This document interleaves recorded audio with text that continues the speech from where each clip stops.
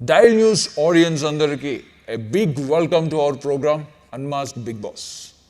So నా పేరు Ram. So Bigg Boss season 9 Telugu హౌస్లో కొత్త క్యాప్టెన్ వచ్చాడు ఫ్రమ్ కామనర్స్ అన్నమాట. His name is Demon Pavan. Congratulations చెప్పాలి డీమన్ పవన్కి. బట్ దానికంటే ముందు మాట్లాడుకోవాల్సింది ఏంటంటే,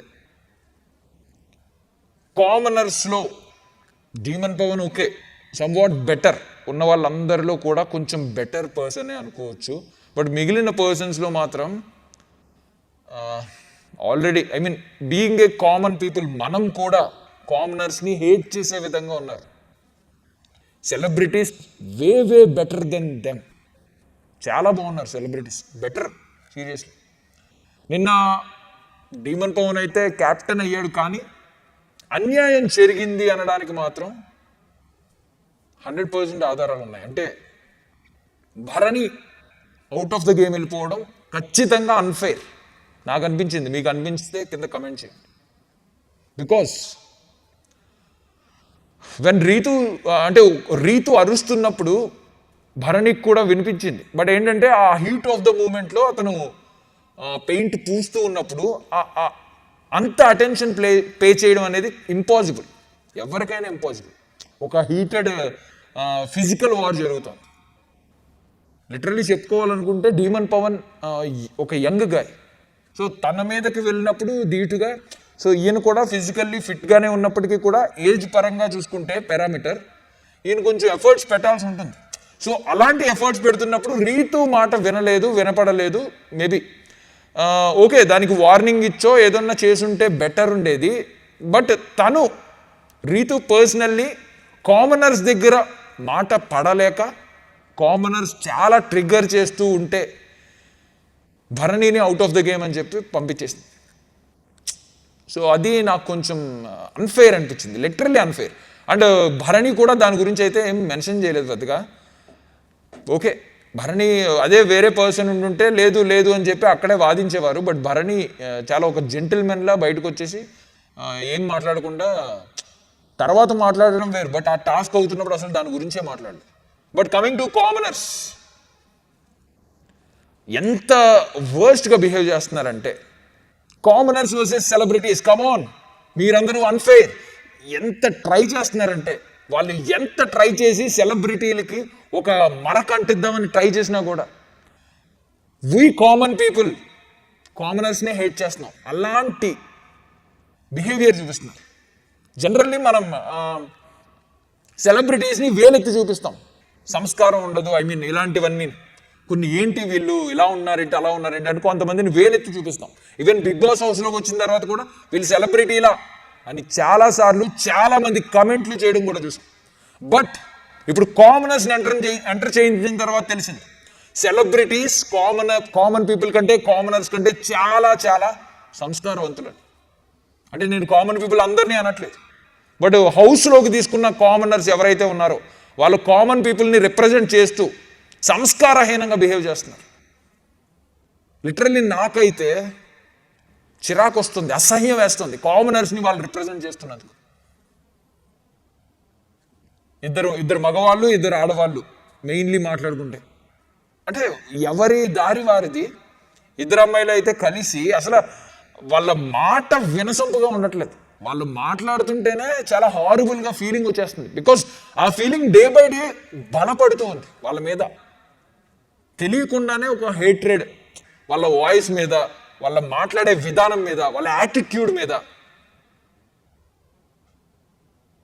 వెన్ భరణి అవుట్ అనగానే లేచి చప్పట్లు కొట్టి సూపర్ సంచారక్, దానికి ముందు తిట్లు, రీతూనే తిట్లు, వెంటనే భరణి అవుట్ అనగానే సూపర్ సంచాలక్. అంటే ఎంత దిగజారిపోయారంటే ఇంకా అసలు ఆలోచించే విధానం, ఇంకా ఆలోచిద్దాం ఏమీ లేదు.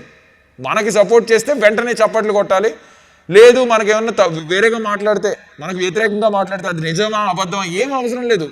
వేస్ట్, నువ్వు అన్ఫెయిర్, నువ్వు పక్షపాతం చూపిస్తున్నావు అని చెప్పి మాట్లాడుతున్నారు. ఇంత దిగజారిపోయి కామన్ పీపుల్ అయితే, నా ఒపీనియన్, కామన్ పీపుల్ ఎవ్వరు కూడా బిహేవ్ చేయరు. మనకే ఉంటాయి ఒక తోటి వ్యక్తి మీద అసూయ, ద్వేషం, ఇలాంటివి వచ్చినప్పుడు పక్షపాతం చూపిస్తున్నావు ఏంటని చెప్పి అరవడం, ఈ పొసెసివ్నెస్, జెలస్ అన్నీ ఉంటాయి కాంపిటేటివ్ ఈ వరల్డ్లో. బట్ స్టిల్ ఇమీడియట్గా మనం అయితే అది చూపించం, అంచనా వేస్తాం, అనలైజ్ చేస్తాం. బట్ కామన్ పీపుల్ని రిప్రజెంట్ చేస్తూ మరీ దారుణంగా బిహేవ్ చేస్తున్నారు వాళ్ళు. అయితే I think most of the people నేను అనుకున్నట్టే అనుకుంటే మాత్రం కింద కమెంట్ చేయండి. ప్రియా అండ్ శ్రీజ అయితే మాత్రం కొంచెం డే బై డే వాళ్ళ మీద ఫీలింగ్ ఇంకా స్ట్రాంగ్ అవుతుంది. అంటే వాళ్ళ ఆ రెస్పెక్ట్ని కోల్పోతున్నారు, వాళ్ళ యాటిట్యూడ్, వాళ్ళ మాట్లాడే విధానం. ఇప్పుడు ప్యానల్ జడ్జెస్ కింద నవదీప్, ఇంకా ఇద్దరు ఉన్నారు, బిందు మాధవి, అభిజిత్. వాళ్ళతో కూడా ఇలాగే మాట్లాడారా, ఇలాగే బిహేవ్ చేశారా? లేదు కదా. వాళ్ళు ఎన్ని మాటలన్నా మామూలుగానే పడ్డారు కదా. ఇప్పుడు వాళ్ళకంటే ఎక్స్పీరియన్స్ ఉన్న వాళ్ళు కూడా సెలబ్రిటీ కేటగిరీలో బిగ్ బాస్ హౌస్లోకి వచ్చారు. అదంతా పక్కన పెడితే ఓకే, సెలబ్రిటీలకి రెస్పెక్ట్ ఇవ్వాలని నేనైతే ఎక్కడా అనట్లేదు. బిగ్ బాస్ హౌస్లో అందరూ ఈక్వలే. బట్ స్టిల్ ఎక్కడో ఒక సంస్కారం ఒకటి ఉంటుంది మనకి. కామన్ పీపుల్గా మనం వెళ్ళినప్పుడు మనం సెలబ్రిటీలకి నేర్పించే విధంగా ఉండాలి. మన బిహేవియర్ చూసి ఇది సామాన్య ప్రజల్ని రిప్రజెంట్ చేసి ఒక విన్నర్ బయటకు వచ్చాడని గర్వపడవాలి మనం. లాస్ట్ టైం ఒకసారి అయింది, పల్లవి ప్రశాంత్ విన్ అయిన తర్వాత కామనర్, మన కామన్ మ్యాన్, మనతో పాటు కామనర్కి ఛాన్స్ ఇచ్చారు, రైతు బిడ్డ అని చెప్పి గెలిపించిన తర్వాత బయటకు వచ్చిన తర్వాత ప్రతి ఒక్కడు గర్వంగా రైతు బిడ్డ రియల్ విన్నర్ రా అని ఎవ్వడూ అనలేదు. ప్రతి ఒక్కరు కూడా అన్నమాట ఒకటే, రైతు బిడ్డ రైతు బిడ్డ రైతు బిడ్డ అని చెప్పి మాకు చూపించాడు, మోసం చేశాడు అని చెప్పి ప్రతి ఒక్కరు కమెంట్ చేశారు. బట్ ఇప్పుడైనా ఒక కామనర్ విన్ అయ్యి ఆ ట్రోఫీని మనం సగర్వంగా, గొప్పగా చెప్పుకోవచ్చు. కామనర్ని గెలిపించాం, కామనర్కి సెలబ్రిటీల కంటే కామనర్ ఇంకా వే బెటర్ అని గొప్పగా చెప్పుకోవచ్చు. బట్ స్టిల్ సెలబ్రిటీలకు ఉన్న ఇంగిత జ్ఞానం, ఆ సంస్కారం, సహనం, ఆలోచించే విధానం ఏమీ లేవు. ఇద్దరు మేధావులు, అపర మేధావుల్లా ఇద్దరు అబ్బాయిలు వెళ్ళారు. ఒకరి పేరు హరీష్, ఒకరి పేరు మనీష్. హరీష్ అనే వ్యక్తి ఏంటంటే అతని డామినేషన్ అంతా చూపించుకోవాలి, హౌస్ అంతా తన గ్రిప్లో ఉండాలి, తనే హౌస్కి క్యాప్టెన్ కాకపోయినా కూడా క్యాప్టెన్ కంటే లీడర్లా ఉండాలి. బిగ్ బాస్ తర్వాత తనే ఏమో బిగ్ బాస్ కంటే నేనే గొప్ప అనుకుంటున్నారో లేదో తెలియదు. ఒక వ్యక్తి లాంటి, ఇంకో వ్యక్తి మనీష్ అని ఇంకో వ్యక్తి, ఆయన నేను అపర మేధావిని, నాకంటే గొప్పగా ఆలోచించేవాడు భూమి మీదే లేడు, బిగ్ బాస్ హౌస్లో ఏముంటాడు? అందరూ తింగరోళ్ళు, నేను మాట్లాడేదే వేదం, అందరూ అది వినాలి. ఒకవేళ వినలేదనుకోండి, చి bunch of idiots, ruthless, selfish idiots. ఇవి అతని నోట్లోంచి వచ్చే మాటలు.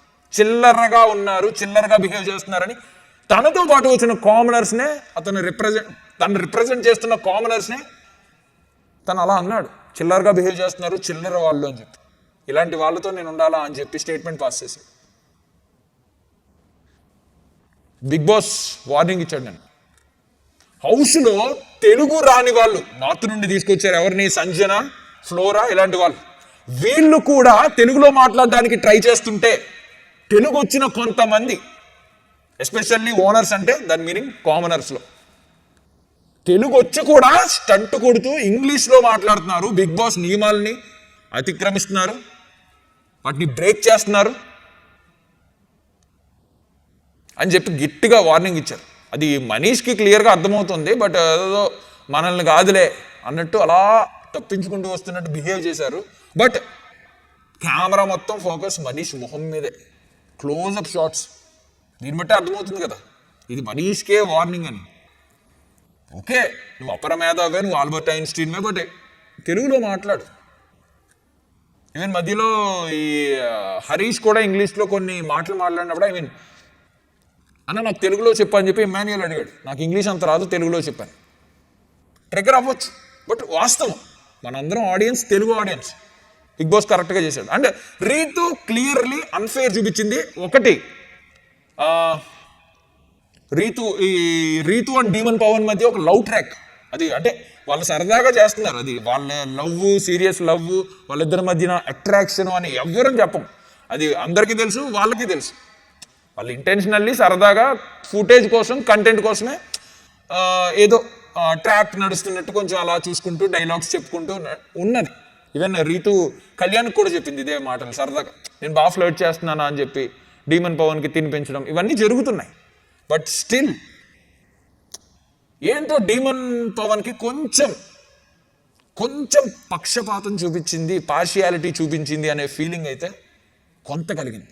భరణి అవుట్ అయిపోయిన తర్వాత ఇంకా ఆబ్వియస్లీ డీమన్ పవన్దే అయిపోయింది గేమ్. బికాజ్ ఇమాన్యుయల్ చాలా టఫ్ ఫైట్ ఇచ్చినప్పటికీ కూడా తన పాపం ఫిజికల్లీ నాట్ ఫిట్ అంటే compare to Demon Pavan. But Rithu సంచాలకుగా నా దృష్టిలో అయితే ఫెయిల్డ్. అంటే ఈ ఉంది కదా, కరెక్ట్గా తీసుకోవాలి ఒక్కొక్కసారి డెసిషన్. వెంటనే ఫట్ అని చెప్పేసింది అంటే 10 మంది వెనకాల ట్రిగ్గర్ చేస్తే ట్రిగ్గర్ అయిపోతాం. ఇప్పుడు ఒక హైకోర్టులో సుప్రీంకోర్టులో జడ్జి ఉన్నప్పుడు వాదోపవాదనలు వింటూ ఉంటారు. అమ్మో లాయర్ వచ్చి టపటపటపో వాదించేస్తున్నాడు అని చెప్పి వెంటనే కేసు వీళ్ళకి ఇచ్చేయండి అని చెప్పి జడ్జి అన్నాడు. ఎందుకంటే జడ్జికి ఆ మేధస్సు ఉంది, ఆ తెలివితేటలు ఉన్నాయి.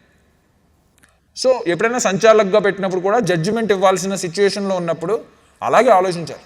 సో బీయింగ్ ఏ సంచాలక్ రీతు ఫెయిల్డ్ ఏమో అని నాకు అనిపించింది. మీకు ఏమనిపించిందో కామెంట్ చేయండి. నాగార్జున గారు వస్తే తప్ప నాగార్జున గారు ఏమంటారో ఆయన ఒపీనియన్ ఏంటో మనకు కూడా తెలుస్తుంది. సో ఇది లవ్ ట్రాక్స్ ఒకటి మొదలవుతుంది. ఒక పక్క తనూజ హర్ట్ అవుతుంది. అంటే డీమన్ పవన్ అండ్ కళ్యాణ్ అడిగినప్పుడు నీకు ఒక ఛాన్స్ వచ్చి ఒకరినే సేవ్ చేయాల్సి వస్తే, ఒకరినే సపోర్ట్ చేయాల్సి వస్తే ఎవరికి చేస్తావు తనూజ అండ్ రీతు అని అన్నప్పుడు ఇద్దరు కూడా రీతు పేరు చెప్పారు. దానికి తనూజ హర్ట్ అయిపోయింది. అంటే కొంచెం ఆమె సెన్సిటివ్, అమాయకురాలు, సీరియస్లీ అమాయకురాలు. ఆమె పాపం కంటెంట్ ఇద్దాం అనే ఆలోచన ఆమెకు లేదు. ఆమె పాపం చాలా సెన్సిటివ్, మెచ్యూర్డ్. సరదా కోసం కెమెరాస్ కోసం ఫ్లర్ట్ చేసి ఇలాంటివి ఏం తెలియవు. బట్ ఏంటంటే ఆ పొజిటివ్నెస్ తెలియకుండా వచ్చేస్తుంది కదా అబ్బాయిలు అమ్మాయిలు ఉన్నప్పుడు. బేసిక్గా ఆ జెలస్, ఆ పొజిటివ్నెస్, ఆ కొంచెం అలగడం ఇవన్నీ జరుగుతున్నాయి. ఇద్దరు తన పేరు చెప్పారు అడిగింది. ఈవెన్ ఇమ్ము దగ్గరకు వచ్చి దాని గురించి మాట్లాడింది. నువ్వెవరి పేరు చెప్తావు? ఇమ్ము చాలా తెలివిగా నేను ఆలోచిస్తాను ఇవన్నీ చేస్తానంటే ఇమ్ము మీద అలిగింది. ఎందుకు డైరెక్ట్ రీతు పేరు చెప్పు, ఎందుకు ఇదంతా అని. అండ్ తర్వాత ఇమ్ము కూడా అలిగి బయటికి వెళ్ళిపోయాడు. సో ఇదన్నమాట జరిగింది. బట్ హౌస్లో అయితే కొత్త క్యాప్టెన్ వచ్చాడు డీమన్ పవన్. మరి కామనర్స్ వచ్చిన ఈ డీమన్ పవన్ మరి ఎలా క్యాప్టెన్సీ చేస్తాడు?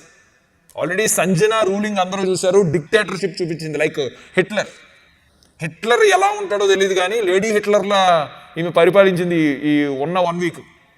మరి డీమన్ పవన్ దీన్ని ఎలా యూజ్ చేసుకుంటాడు ఈ క్యాప్టెన్సీ అనే పొజిషన్? ఇది తనకి నెక్స్ట్ ఓట్ బ్యాంక్గా మార్చుకుంటాడా లేదా అనేది ఇప్పుడు చూడాలి. ఆల్రెడీ లాస్ట్ టైం అయితే తను నామినేషన్స్లోకి వచ్చి సేవ్ అయ్యాడు. ఈసారి ఏమవుతుంది? తనకి క్యాప్టెన్సీ యూజ్ అవుతుందా? హౌస్లో ఉంటాడా ఈ వీక్ ఉండి తనకి ఓట్ బ్యాంక్గా మార్చుకుంటాడా? ఆడియన్స్ అటెన్షన్ని గ్రాప్ చేస్తాడా అనేది చూడాలి. Better Demon Pavan somewhat better in commoners and Kalyan కూడా okay of course. That's it guys. కొత్త క్యాప్టెన్ వచ్చాడు, కంగ్రాచులేషన్స్ చెప్పండి పవన్కి. అండ్ రీతు ఏం చేసింది అనేది నాగార్జున గారు వస్తే చెప్తారు. అండ్ భరణి విషయంలో ఒక వాదం జరుగుతుంది. ఏంటంటే భరణిని సీరియస్లీ భరణి ఓనర్ అయినప్పటికీ కూడా వాళ్ళు ఓనర్గా చూడట్లేదు. ఎందుకంటే వాళ్ళ దృష్టిలో ఒకటే ఉంది, commoners versus celebrities, which is wrong. అంటే ఆడియన్స్గా మేము అనుకోవాలి, కామనర్స్ వర్సెస్ సెలబ్రిటీస్ అనుకుని కామనర్స్ని గెలిపించాలి. బట్ మీరు కామనర్స్గా లోపలుండి ఆ ట్యాగ్ని పదే లేపి ఈవెన్ చిన్న విషయంలో కూడా లేచి కామనర్స్ వర్సెస్ సెలబ్రిటీస్ జరుగుతుంది, సూపర్ సెలబ్రిటీస్ అందరూ ఒకటి అన్న వ్యక్తులు మరి నిన్న రీతు అలా చేయగానే సూపర్ సంచాలక్ అని మార్చారు తప్ప ఇక్కడ నుంచి కామనర్స్ అండ్ సెలబ్రిటీస్ అనే ట్యాగ్ లేదు సారీ అని చెప్పగలిగారా? So that's it guys. రేపు మళ్ళీ వద్దాం, మళ్ళీ కలుద్దాం. అంతవరకు బాయ్ సైనింగ్ ఆఫ్.